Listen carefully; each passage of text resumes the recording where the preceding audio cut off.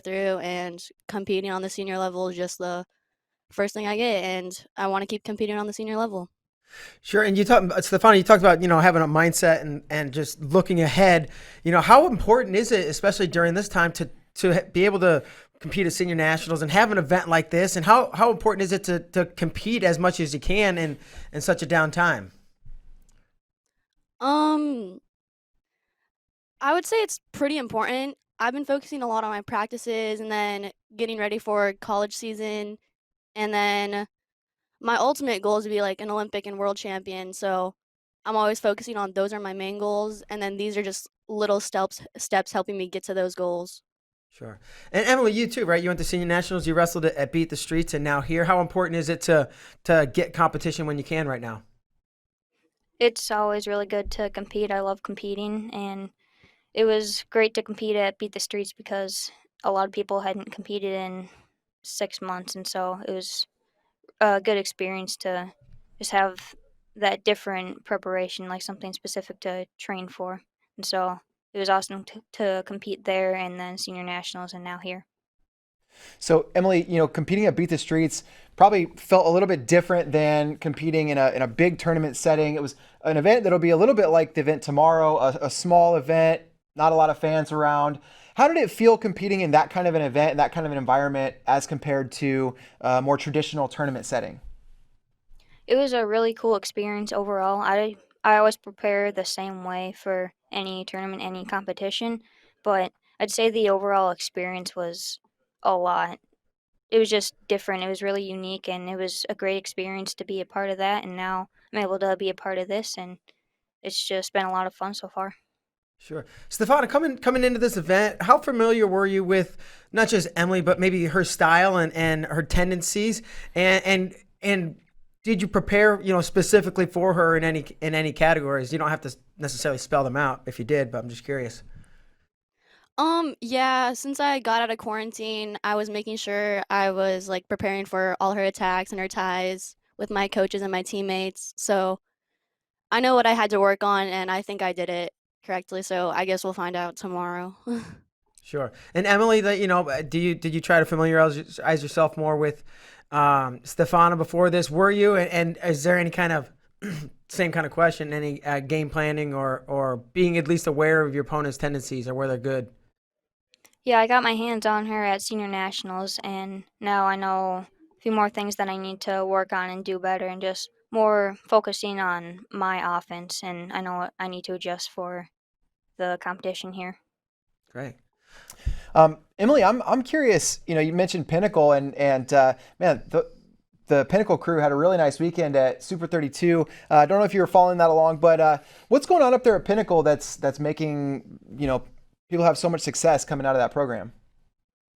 I know I'm biased on this, but I think Pinnacle is one of the top clubs in the country and even the world, and I think they can back that up pretty well. We've had 3 cadet world champions in the past few years and a couple more U15 world champions, and they just do everything right. They focus a lot on technique and just staying in really good position, and I've been able to train there since I was about 8 years old, I think, and I've been going in there consistently since this summer when everything started opening back up. And Stefana, you grew up in Arizona, but decided to head to Ohio to Lourdes for college. What's the training environment like at Lourdes? And talk about maybe why you made that decision to wrestle for Lourdes, and how's it been since you got there? It's been a great experience overall. From my visit, when I got to the campus, I thought it was a beautiful campus. And then when I met the coaches, I thought they knew like my goal is to be an Olympic champion, not just a national champion in college, and they can help me exceed my goals. And so that's why I chose to go there. And the training partners are great training partners. Sure. And ladies, it goes down tomorrow. We're fortunate enough to get to see you two mix it up on the mat. Thanks so much for joining us today, and best of luck to both of you ladies tomorrow. Thank you. Thank you. Thank you. All right, and now we're going to send it to a quick video while we get the things switched up in the room. And this is why every single match matters tomorrow, why you need to watch every single one. Roll it. The 8-man, 195-pound bracket goes down this Saturday on Halloween, and money on the line, as you can see. $20,000 for first place, 10 for second, 5 for third, $2,500 to rate fourth, and everybody's guaranteed at least $1,000 to show up. But there is money on the line for every single match. Okay, we start with the first round. Here you go. If you've seen the bracket, I'm sure each win is worth $1,500 on top of the one you're already going to get. So $1,500 for winning your first round match. That's right. After this round of matches, we're going to have a great women's match first. It's Cadet World Champion, Youth Olympic Games World Champion Emily Shilson taking on Lourdes University freshman and state champion Stefana Jelace. And then we're going to roll right into our semifinals at 195. This match worth $7,500. Literally, win this match, you win $7,500 extra dollars right here. 2 of them coming up in the semifinals. Right after the semifinals, we got another great women's match before we get to the finals. It's Cadet World Champion Macey Kilty. She's also fresh off 2 World Silver performances in 2019. She's taking on 4-time state champion Desiree Zavala. Hey, can you hear me? And before we get to our main event, which will be the finals, we're going to have a third place match. Losers from the semifinals will drop to the third place match. You win that, and it's another $2,500, which brings you up to 5 for third. And then finally, our main event, which will be the gold medal match, the first place match. Losers guaranteed 10, winner gets 20, so $10,000 on the line just for this match alone. A lot of money going around here. We're excited for it. It goes down this Saturday on Halloween on Flow. Check it out. All right, we have 2 more competitors in the sound booth ready to go. Our second women's match of the evening is going to be Macey Kilty taking on Desiree Zavala. Ladies, how are you this afternoon? Good. Good. Hey, thanks so much for joining us. And I want to start kind of where we are with most guests and just kind of get a overview of what have the last few months, the summer, maybe the spring and into the fall been like for you guys with training and this kind of crazy time, and in some cases limited opportunities with a lot of places being shut down. Desiree, we'll let you go first. So I would say I've been lucky in that range because our college team has been going for a few months now, and we've been able to get on the mat a few times a day and get in the weight room whenever we want. And our coaches have been able to coach us, and we've been able to train with our whole team together. So it's been good. Yeah, that's fantastic. How about you, Macey? The OTC got shut down in March, so I was back home in Wisconsin for most of the summer and was able to train with some high school guys, and then I've been in North Carolina since September training with UNC, so that's been good, and I've been pretty fortunate to have that training situation. Yeah. And not a lot of people have had the opportunity to compete since everything got shut down, but both of you have. Macey, I'm curious how you felt about your performance at Senior Nationals, and what are some of the things that you took away from that performance that will help you as you prepare for the match tomorrow? Yeah, for sure.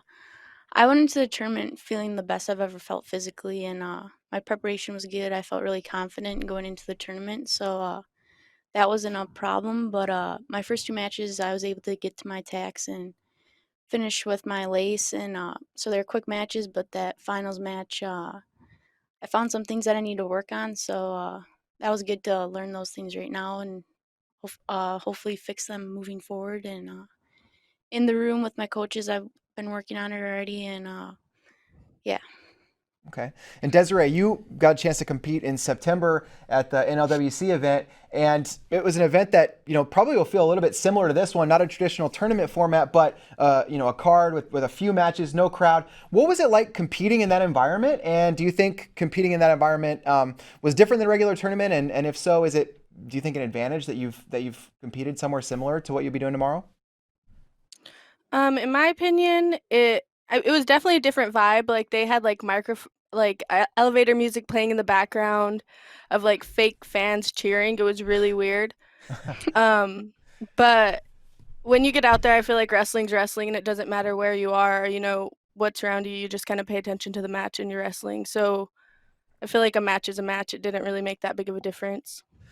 Sure. And here, a question for both of you ladies is, how familiar are you with your opponent, or how familiar were you before this match got announced? And did you take some time to maybe familiarize yourself more and understand where she likes to attack from, where she might be stronger at, and maybe where she has any holes in her game? Desiree, we'll let you answer first. Wait, are we talking about like this Macey. current match? Yep. Macey. Well, I've wrestled Macey on and off, like at the OTC and stuff like that, so I'm pretty familiar with like the way she wrestles, and I'm sure she's pretty familiar with the way I wrestle. So, yeah, we've gotten a lot of mat time in together. Got it. Macey, is there any game planning or any of that goes along for you for this match? I mean, I feel the same way she does. We've got a lot of mat time together at the OTC, and we were practice partners at World Cup for Japan. So yeah, we know what each other do, and I haven't approached this match any different than I would a tournament or another match. Sure.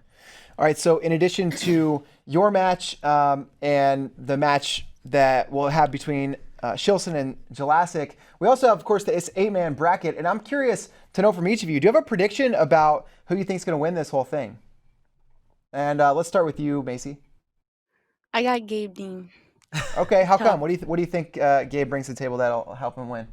I just like his mindset and stuff. I think it's pretty cool. He's coming out of retirement and just had a really good performance at Senior Nationals, and really like his character and stuff. So I got Gabe Dean. All right. Desiree, what about you? I'm agreeing with Macey. I think that he's been looking solid. Like, he looked really solid at Senior Nationals. So, I mean, yeah. And I guess to the point that you guys have trained together, and I think we're training partners that I believe had Pan Ams. I'm assuming there's no bad blood, right? And does it make it tougher when it's somebody that you, I don't know, have trained with or spent time with off the mat? Or is it just like, no, it doesn't matter who it is. If that's my mom, I'm going to try to kick her butt. Macey, you can go first. I mean, I know we're cool off the mat, but once we step on the mat, you just got to forget about that stuff and think about she wants the same thing as me. So during those 6 minutes, we're going to scrap it out. But after, I hope we can still be friends. Sure. Stefana? Yeah, I agree. I mean, wrestling's wrestling. It's not personal. You go out there and wrestle and you get off, and, that's wrestling. Leave it out there. Sure. All right, ladies. Well, we appreciate you spending some time with us today. We wish the both of you best of luck tomorrow. Appreciate it.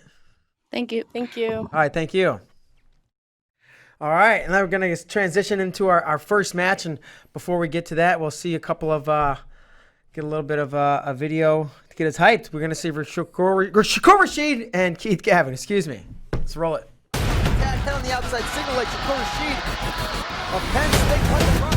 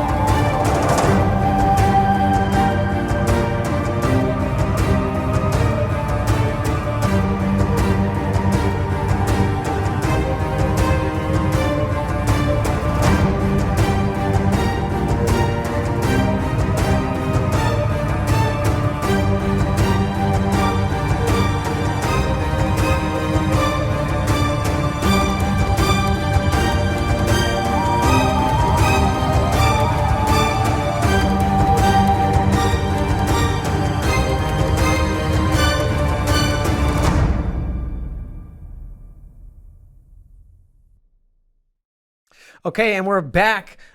We finished up with the ladies, and we got eight guys, 4 matchups coming at you. The first one at 195 pounds will be between Shakur, Rasheed, and Keith, Gavin. Gentlemen, thanks for joining us today. How are you? Good. How are you? Doing great, thanks. Doing well. All right. So first thing I want to know is just what kind of training environments you guys have been had access to over the last since this match got announced, but really over the last summer and the last several months. Shaq, we'll start with you. Yeah, it definitely has been difficult training, especially when COVID happened. But once I found out about the match, I hit up my coaches and had to go through a little process because I think everybody's going through that. I'm not sure how every campus is working, but we have a little COVID process we gotta go through before getting in the room, and we got that done. The coaches got everything done for me, and I was in the room for the whole month of October and the beginning of September as well. So they helped out a lot, and I've been training with all the guys there. Great. Keith, how about you? Yeah, we've been. I mean, there's some hoops that you got to jump through, with the COVID stuff. But we've been pretty fortunate at Pitt where it hasn't really hit us that hard. So we've been in the room for a while now. Sure. Shakur, how familiar were you with Keith Gavin's competition career when he was coming up? You were quite a bit younger when Keith Gavin was wrestling in the NCAA's, and then on the senior level. Were you pretty aware of him? And if so, what did you know about Keith Gavin when he was competing? Yeah, so I'm actually like the worst guy to ask about anybody. I didn't even know who Coach Kell was when he was recruiting me. That's just because I don't watch a lot. Like I'm not a spectator. I just love doing it. But no, before we even got matched up, when I heard he was going to be in I didn't hear he was going to be in the tournament. Actually, a couple guys told me, and they were like telling me how he's very tricky and he has a lot of good cool stuff. And I was like, oh, that's sick. And I didn't even know. I didn't even know until they told me like he was a coach at Pitt, and so I actually didn't know until I was told. And then just watching that video was the first time I watched it, and he's banging heads with a lot of guys. So that's pretty cool. All right. Go ahead. And Keith, you've maybe had the opportunity to scout Shakur in the event that he would have competed against your Pitt athletes. How familiar are you with Shakur's style, and how would you describe it? Yeah, well, I mean, he wrestled for a pretty popular program, so they get covered quite a bit. So I think that you see probably more of their matches than some other guys. We don't necessarily duel them, but still, you certainly see them compete quite a bit. But yeah, no, I think he's real scrappy, wrestles hard, shoots a lot. So I think it should be fun. Rasheed, do you think the fact that Keith hasn't competed in over 4 years? Do you think that could be an advantage for you? I don't really know because if he's anything like our coaches, that means he's in the room 3 times a day. So, there's really no telling with that. I think being in the room 3 times a day beats competing. So, who knows? I'm just, just ready to scrap. Sure. And Keith, since this whole thing got announced, right? Yeah, I'm sure you're in the room plenty and you wrestle, and I don't know exactly what your guidelines are with quarantine, but I assume you get out there and wrestle. How has the training changed in the last month or so? Are you running sprints? Are you doing conditioning, etc.? No, I'm not running sprints. No, Are you wrestling more? Yeah, I'm just wrestling more. It was like, I mean, the way this worked out, it was I was probably wrestling more than usual, and then like we can't recruit, we can't go anywhere, we can't host visits with the dead period. It just keeps getting extended due to COVID. Our team's not competing until January, so like I'm wrestling more than I usually was. It happens to be at my weight class, and my weekends are free now, so it just worked out. Shakur, you mentioned earlier that you've heard that Keith Gavin has a lot of tricks. Have you prepared yourself for any of those tricks specifically? And if so, what's that preparation been like? I have not. We got a whole bracket ahead of us, so for me to focus on one guy, I think the best thing for me is just to focus on myself, wrestle how I wrestle, and just put it all out there, and try to get that result I want. Sure. All right, guys. If you were forced, if somebody said you have to pick who you think is going to come out of the other side of the bracket, you had to make a pick. Who would it be out of the 4 guys on the bottom side? Keith, you can go first. All right.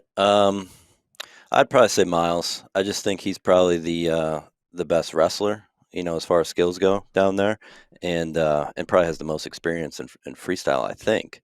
So yeah, I would go with Miles. Sure.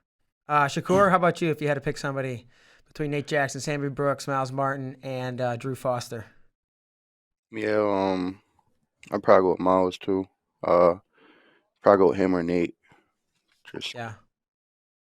Again, what he said about both of them. Yeah, solid choices. Well, it should be a lot of fun. We're looking forward to it. You guys are going to kick off the bracket tomorrow. Starts at 8 p.m. Eastern. Thanks so much for joining us today, guys. Best of luck to you. Thanks. All right. All right, and we're going to throw it to another couple videos as we get ready for our next competitors, Gabe Dean and Taylor Lujan. Let's roll it.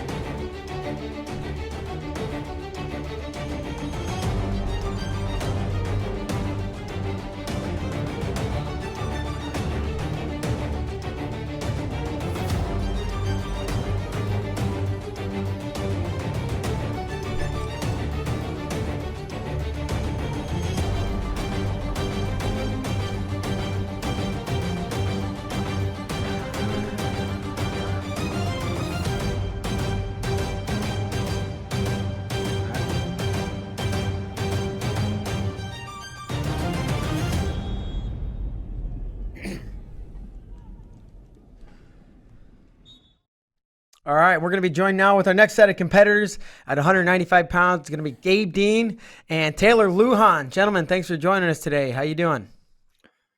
Good. How are you guys? I'm great. Doing great, thanks.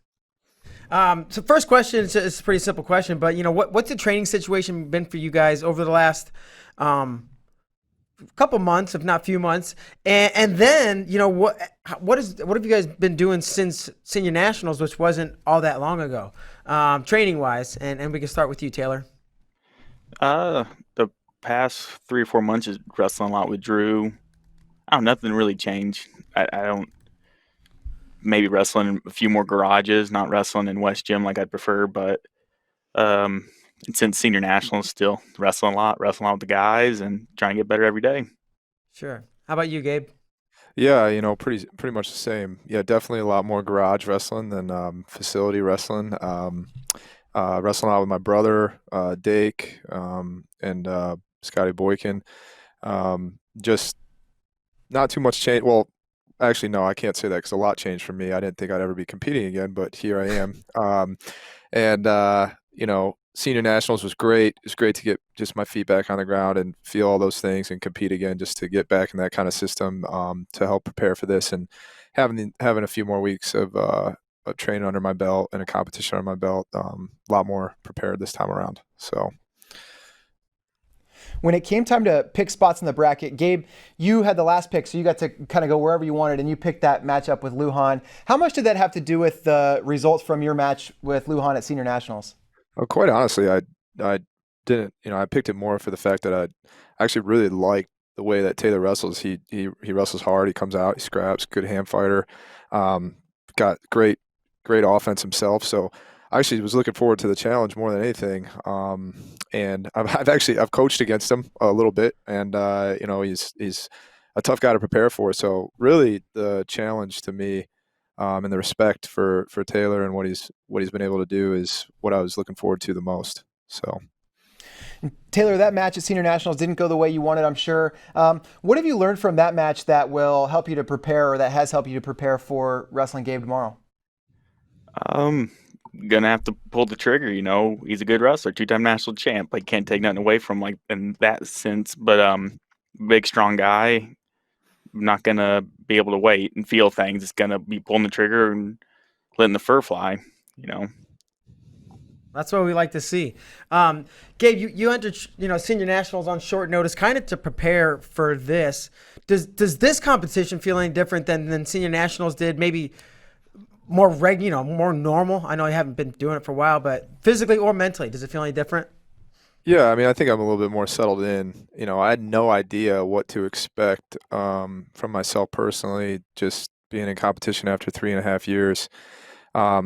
And quite honestly, just some of my performance wasn't too happy with. I kind of shut down and played the defensive role more than the offensive. So having more conditioning, having more training, and that stuff under my belt has makes me feel a lot better and more excited for this competition. Get a lot more confidence going into this than taking that on kind of a short notice. Sure. And Taylor, considering the results from Senior Nationals, could this be like a situation where there is less pressure and it's easier to let the fur fly and take those risks? Yeah, I know I'm not probably picked to win it, so I mean, there's no pressure on me necessarily. I'm just looking forward to a fun scrap, getting to wrestle with these guys that I wouldn't normally get to have a wrestle with, So I'm excited to scrap. That's all I want to do. I wanted to take a little bit of a sidetrack. Super 32 went down this weekend, and you guys had a vested interest. Gabe, I'm sure you were watching Cornell recruits, and Taylor, I mean, the state of Georgia is just continues to impress. Did you guys get a chance to follow Super 32? And if so, I'm curious about takeaways for those athletes you were watching. Taylor, what did you think of the Georgia performance at Super 32? Oh, it's awesome. It's great to see the state as a whole doing good. I was surprised. I think maybe Nomad tweeted it where it's like 5 finalists. I was like, that's something to be proud of as a state. So, and it's cool, because when I think graduating high school, these guys are pretty young too. So it's crazy to see them growing and developing and getting ready to go off to college, And were you the first Georgia Super 32 champ? No. Not Sean Russell. Milhoff won 2. Okay. Chip Nest won 1. There's been quite a few. I saw a picture of you the other day with like big old hair with that belt, and I was, there it is. Oh, where'd you come up with that picture, Tyler? That's great. Yeah. Nice mop. Gabe, I don't know how specific you can get about particular recruits, but just in general, I mean, you were, I'm sure watching the event with an eye on the recruits. What did you think about the, future Cornell Big Red in action at Super 32? Yeah, I watched it closely. Pretty ahead it on my iPad while I was watching some college football at the same time. So I was following all of our guys that are currently committed, and then obviously the guys that we're recruiting. Yeah, I mean, it's kind of a mixed bag. There's a lot of different upsets that happen at the tournament.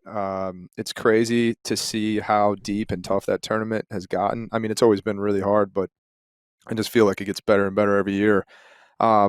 So just crazy things are bound to happen with the level of talent that are in there with those kids. I enjoyed it. I mean, it's high level wrestling, especially when you get to those later rounds and you got some of these kids that it just amazes me how good these kids are nowadays. I can't even imagine what would have happened to me if I went into those tournaments when I was in high school. I don't even know if I'd be wrestling in college right now. Or I wrestled in college and now coaching now. You probably would have pretended like you were paralyzed.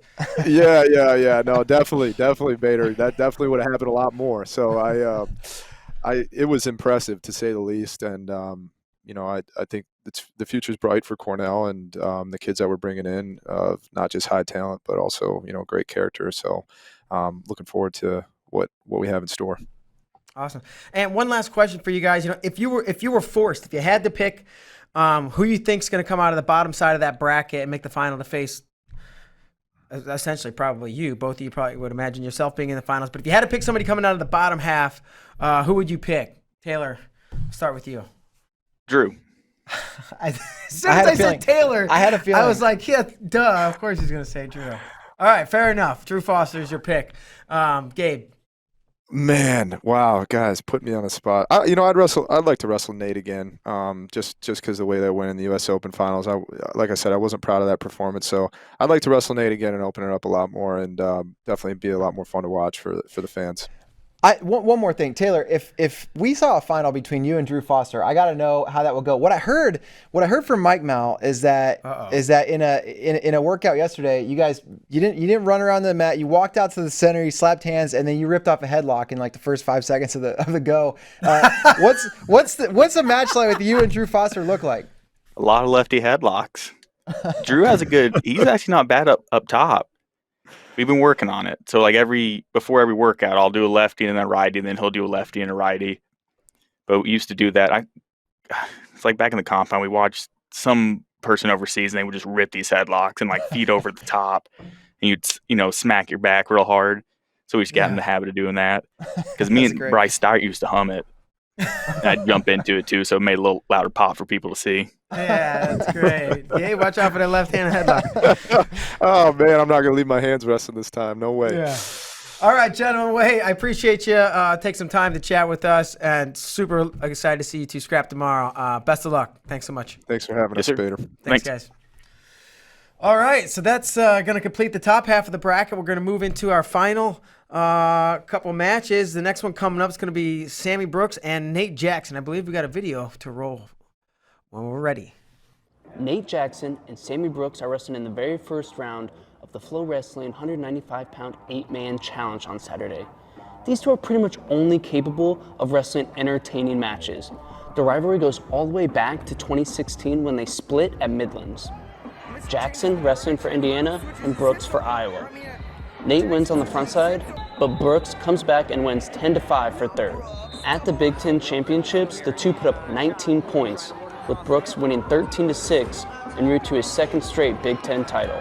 Fast forward to the 2019 U.S. Open semifinals, and the rivalry is resumed, now in freestyle. Brooks wins handily on the front side, but on the backside, Jackson storms back out to a 10-1 lead. That's 1 point away from a tech fall. And look how close he was. But then Sammy Brooks goes full Iowa style, scoring 20 points in 2 minutes and 8 seconds to tech fall Jackson. Now, 2019 Senior Nationals, and Jackson goes cram, cram, cram, cram. Plus a turn to make it 9-0. And you're thinking, there's no way Brooks can go full Iowa style on Jackson yet again. But he does. He gets about 100 gut wrenches and a couple takedowns to win 20-10. That's 61 points in their 2 freestyle matches. That's absurd. So Brooks holds the win and loss column advantage in this rivalry. But will Saturday be the time that Jackson scores that 1 extra point before Brooks comes back? I don't know. The only thing I know for sure is that the winner gets a little extra jingle in his pocket and stays alive for the grand prize of $20,000. The entire bracket goes down on Halloween only on FloWrestling.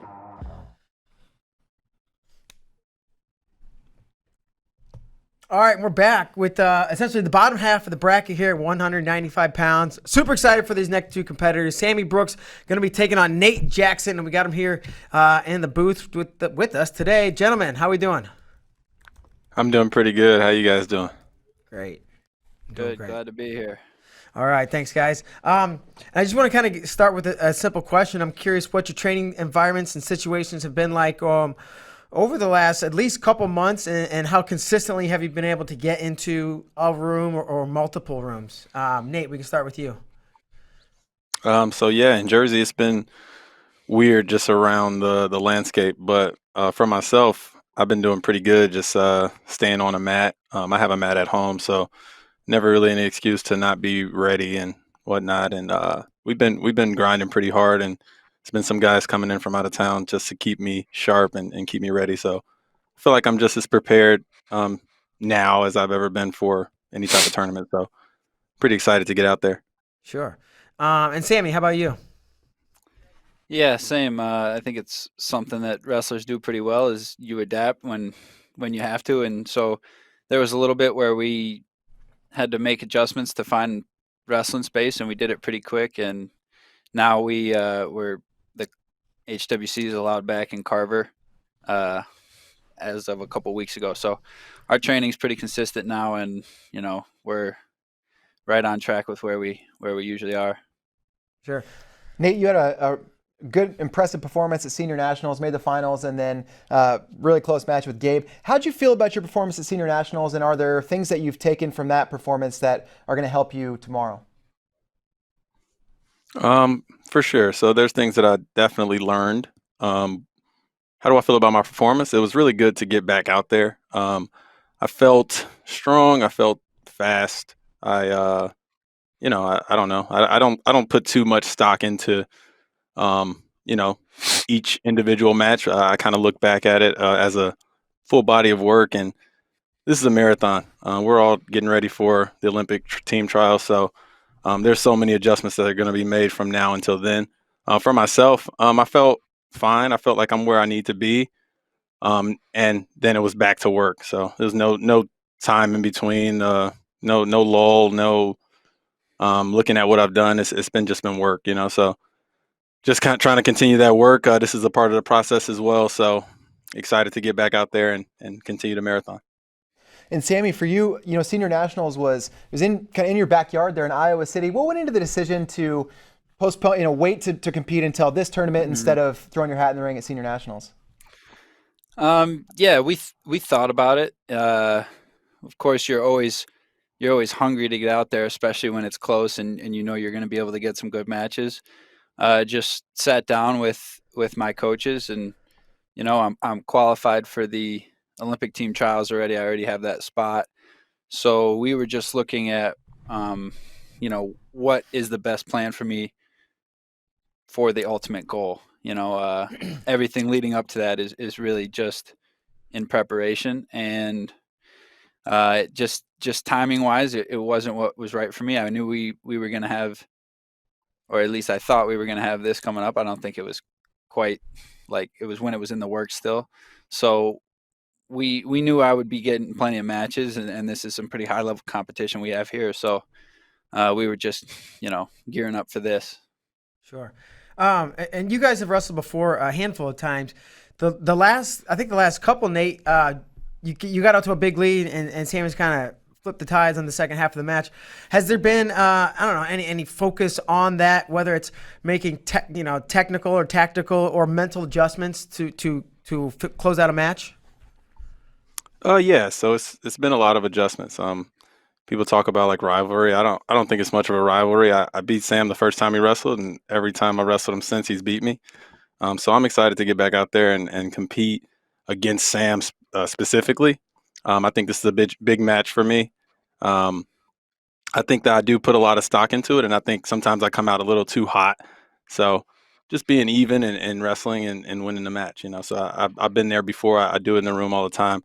I know how to close out matches, so I'm pretty excited. Sweet. And kind of opposite question to you, Sammy. One, I don't know, what kind of mindset, what kind of things go through your mind when you're down 9-0 in a match? And has there been any focus with this one, like, all right, just keep the storm away at the beginning? Because obviously that's where it's kind of plagued you. Mm-hmm. Yeah, I mean, obviously Nate is a hell of a wrestler who can score in bunches, and that's not something I'm looking to, right, make the same mistake. So, you make your adjustments, and you work to improve yourself. If you're down 1 point, if you're down 9 points, you just chip away the same way. So the mindset is always about what's the next point coming up, and making the adjustments as they come to you. So you're not finding yourself, in the same positions over and over and over again. And if you do, you wrestle out of it. I just want to follow up on this. I mean, one thing that's been pretty consistent in your matches, guys, is points. There are tons of points going up on the board, and they're coming from both of you. What is it about this particular matchup that allows you guys to put so many points on the board? And Sammy, let's start with you. Well, we were just talking before this. I think it's my memory of all the Harvey Twisters back in the day whooping on me from such a young age. I think it's all my nightmares. I just got to score points against Jackson and against all the guys that used to just rub my face in the mat. Maybe that's it. What about you, Nate? I don't know, man. I like scoring points. So my match in senior national finals is not like a typical match. Like I don't really do that. I don't wrestle like that in practice. I like scoring points. I like people trying to score points on me. So I don't know. Sam likes to score points. Sam is aggressive. I think that I'm just as aggressive. So, you know, it just is the makeup and kind of the stylistic.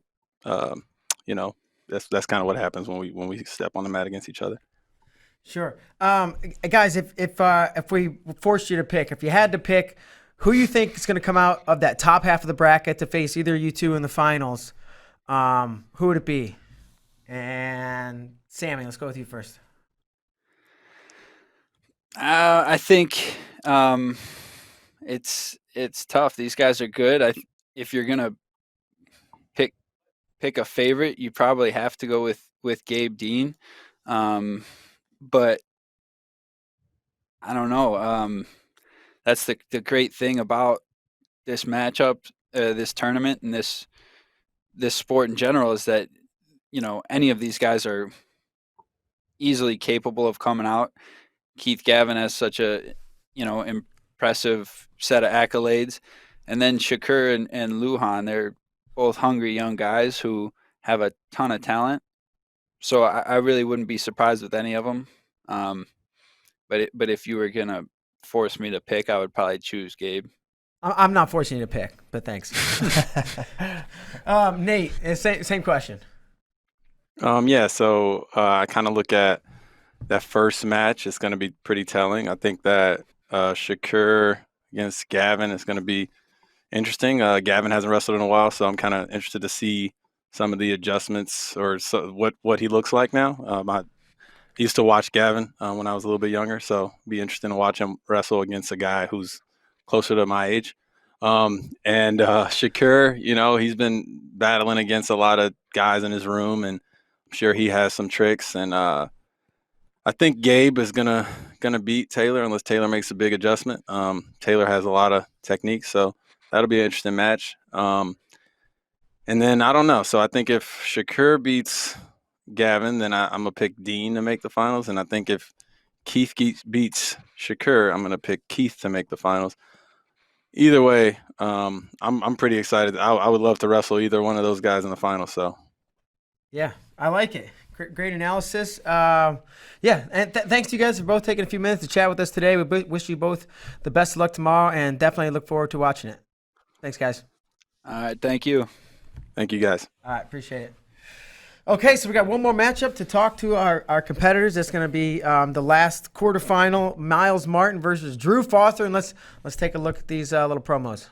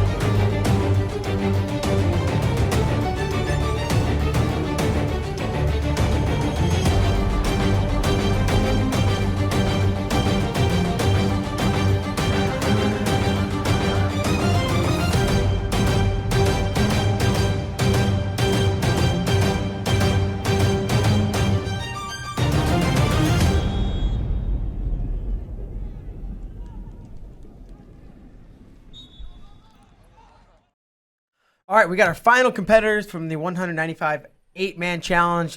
Joining us today, it's Drew Foster and Miles Martin. Gentlemen, thanks for joining us. How you doing? Good. Awesome. And first thing I just want to kind of get to is real simple. What has your last weeks and maybe more so months of training been like, considering the circumstances that we've kind of been dealing with here? Miles, we'll start with you. I wasn't training that much over the summer before the when I wrestled Taylor, and then after that, we were training at Colin has this club he works with out in Granville, Ohio, which is like 40 minutes off campus. So we were going there probably 3 or 4 days a week, and then OSU facilities have just been closed. But we just got back in them this week, so we were working. Before that, we were working out of this. It's an MMA gym where they just let us roll a mat down, and we had all our guys in there working and training. So we've been there probably about 2 months, almost 3 months. All right. How So about it's you, nice that Drew? we're back in the OSU Yeah? facilities. Yeah, I bet it is. Nice facility, too. Drew, what's it been like for you? So Iowa's a little bit different than most states where like everything's kind of like free, I don't know, free reign, like everything's kind of up and going. It seems kind of normal for the most part. Um, so like when quarantine first started, right, everything was shut down. Started to get some like garage workouts in, some fun balls, stuff like that. Just kind of pushing yourself in different ways.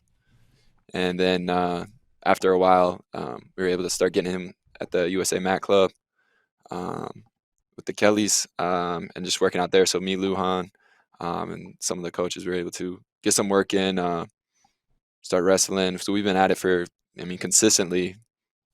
I don't know, it's like maybe June, July. Like it's been pretty good. Sure. And then like the UNI room when that opened up, we had to get tested and get cleared, so that we can go in and be around the guys and stuff. Drew, you've been focused on freestyle development, especially after graduating about a year and a half ago, and you got a chance to wrestle at Senior Nationals. How'd you feel about your performance at Senior Nationals and what that said about your freestyle development in the last year and a half? Well, it's good to get back on the mat, but I think with each competition I've shown improvements, so it's building confidence, and it's like, all right, this consistent work is paying off, right? There's still a lot that I need to grow with and learn with. I need to keep my focus longer in matches. There's little lapses where maybe I get taken out in turn, so I'm giving up a 4-point move. When I could turn that into like a 1-point push out or something like that. Like so, little things like that. Getting positionally more aware, but it's been going good. And Miles, you were registered for Senior Nationals and then decided to kind of shift your focus to train for this event specifically. What went into the decision to train for this event specifically, and what maybe have you benefited from in terms of taking that approach? Yeah, I just talked to Zavala because I was gonna compete both here and then at the Open, and then I just told him I was like I'd rather just compete at one. So then it made more sense to do this because there's actually an incentive for competing and winning. So, and the weights were pretty much the same. They gave 2 kilos for the Open, so I think it was like 194 around that weight, and then this was 195. So it wasn't. I wanted one of my big things was just weight control, so I wanted to bring my weight down, and that was one thing Tervel was talking about. So for these being kind of like close to weight, it would have been different if the Open was probably scratch weight. I probably went to the Open if it was scratch weight just to work on my weight control. But yeah, it just gave me a little bit more time to get ready. So it was nothing, no change. I was ready for the Open. I was ready for this tournament. It's just my big thing was just weight control because not competing for a long time, your weight kind of blows up when you're not really worrying about it. So that's one thing with me. Sure. You guys competed at the 2019 World Team Trials. Miles, you won. You won the match. What do you remember about that match? And does that play it all into tomorrow's match? What happened and how it happened? I don't know, because I mean, over time, people get better, so it'll be a totally different match probably. But a lot of what I remember from it was just the whole tournament. I think I said this in an interview before. I wasn't super motivated that tournament, so it was just no really caring, just carefree wrestling, and I just went out there and just scrapped, I guess. So this match, I don't really think about that match. I kind of forgot about it, so I'm not really carrying anything from that over to this one because each match is a new match. Results can vary, so. Sure. And Drew, similar question, right? You lost the match, but what are your takeaways and maybe how much have you changed since then? I just think I've gotten better. I don't know. I don't want to say like freestyle wrestling because folk style and freestyle is pretty much, there's a lot of similarities, but just my finish work has been really improving. Just getting better in positions, like Miles said. Like in time you get better, right? And no match really is the same. So depending on the week, the day, like things can be different. But yeah, I got a lot more confidence right now, and just in the amount of training I've put in and the consistent work. Obviously, you guys are focused on your matches, but there's a whole tournament playing out. And if you look at the top half of the bracket and you had to pick who you think is going to come out of that top side, I'm curious to know who you think that might be. Miles, what do you think? I think it'll be out of Gavin and Gabe, and I'm not sure. I'll just pick Gavin because he used to be a Ohio boy. He used to train at Ohio RTC, so I'll say Gavin. He likes to rub people's faces across the mat with the drag. Drew, what do you think? I gotta go with my boy Taylor. I figured you might say that. I asked him this question. What would that match look like if it's you and Taylor in the finals? What can we expect? Maybe something like rock paper scissors, something like that. Don't do it. 30,000. No, I'm just playing. But I mean, when you wrestle someone all the time, you pick up on tendencies and stuff like that, and it's been a kind of like a cool thing with our training too. Like, we're able to like shut each other down in certain aspects, and then it's like iron sharpens iron type deal where, all right, now you got to figure out how to get past this barrier and this and this. So it's a lot of like back and forth scraps. So it'd be very entertaining. There's always a lot of points that go up in our practices. Yeah. Wouldn't that be something? Regardless, we're going to see a bunch of entertaining matches tomorrow, guys. Really looking forward to this one. It's our last quarterfinal, first round match between Miles Martin and Drew Foster. Guys, thanks so much for joining us today, and best luck tomorrow. Really looking forward to it. Thanks, I appreciate it. All right, thanks, guys. Take care.